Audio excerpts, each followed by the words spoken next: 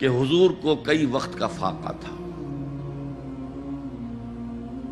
تھوڑی دیر کے بعد حضرت ابو بکر آئے. آپ نے چہرے سے پہچان لیا کہ فاقے سے. پھر حضرت عمر آئے، پہچان لیا کہ فاقے سے.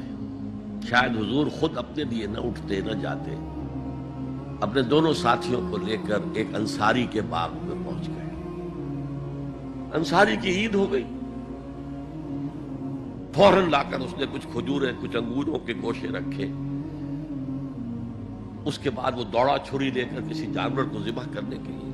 یہ ساری تفسیریں میں کیا بتا رہا ہوں. نال یہ نہیں تھا کہ مدینے میں سبھی فاقے سے تھے، موجود تھے جن کے پاس مال تھا، لیکن جبرن آپ نے کسی سے کچھ نہیں لیا.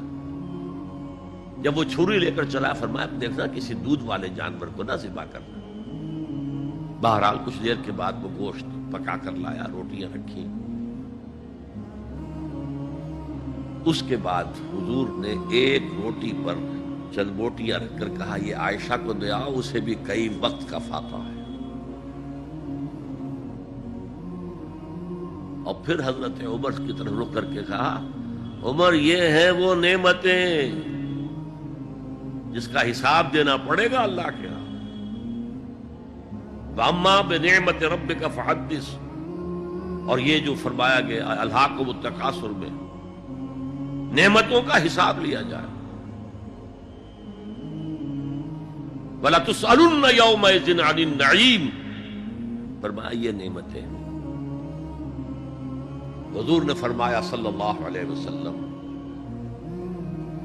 ان فی المال حقا سوى الزکوٰۃ. اے مسلمانوں یہ نہ سمجھنا کہ بس زکوٰۃ ادا کر دی تو تمہارے مال کا سارا حق ادا ہو گیا. ان فی المال حقا سوى الزکوٰۃ. تمہارے اموال میں حق ہے اللہ کا زکوٰۃ کے علاوہ بھی. اور پھر آپ نے یہ آیت پڑھی وَآتَى الْمَالَ عَلَىٰ حُبِّهِ ذَوِي الْقُرْبَىٰ وَالْيَتَامَىٰ وَالْمَسَاكِينَ وَابْنَ السَّبِيلِ وَالسَّائِلِينَ وَفِي الرِّقَابِ وَأَقَامَ الصَّلَاةَ وَآتَى الزَّكَاةَ. یہاں آتا الزکوٰۃ تو ہے ہی ہے، اس سے پہلے جو آ رہا ہے یہ سرپلس ہے، اس سے آگے کی بات ہے، یہ ایڈیشنل ہے. تو ایک جگہ پھر سوال کیا صحابہ نے کتنا خرچ کریں حضور. فرمایا قُلِ الْعَفْوَ.